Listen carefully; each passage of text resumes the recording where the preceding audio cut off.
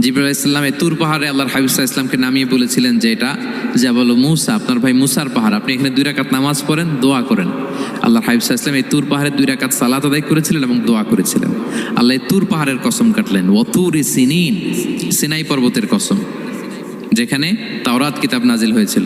এরপর আল্লাহ তাআলা বললেন ওয়া হাদাল বালাদিল আমিন, আর এই নিরাপদ শহরের শপথ। এই শহর দ্বারা মক্কা শহর উদ্দেশ্য, কারণ রাসূল সাল্লাল্লাহু আলাইহি ওয়াসাল্লাম তখন মক্কায় ছিলেন, মক্কা নগরী। এই শহরের পূর্ব নাম ছিল বাক্কা। মক্কা নগরীকে বলা হয় উম্মুল কুরা, সব শহরের মা, সব শহরের সেন্টার, পৃথিবীর নাভিস্থল। এবং আল্লাহ তাআলা বলেছেন মান দাখালাহু কানা আমিনা, এখানে যে প্রবেশ করবে সে নিরাপদ। হেরেমের মধ্যে কিন্তু কাউকে আক্রমণ করা যায় না, কোনো খুনিও যদি ঢুকে যায় অ্যাটাক করা যাবে না। তো জাহেলি যুগে এমনটা ঘটতো, কারোর সাথে কারো শত্রুতা হলে, ধরেন যে একজন তার বাবাকে হত্যা করেছে, তো সে তাকে পেয়েছে, ওই লোক বাঁচার জন্য দৌড়াতে দৌড়াতে হেরেমের ভিতরে ঢুকে যেত, কারণ সে জানে যে হেরেমে ঢুকলে সে আমাকে মারবে না। তো পরে সে যখন হেরেম থেকে বেরোতো আবার তার সাথে যুদ্ধ শুরু হতো।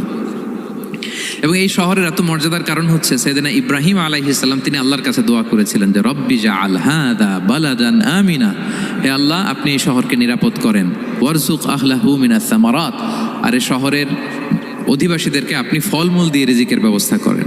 এখনো দেখবেন যে সারা পৃথিবীতে যেই ফল নাই মক্কাতে ওই ফল আছে।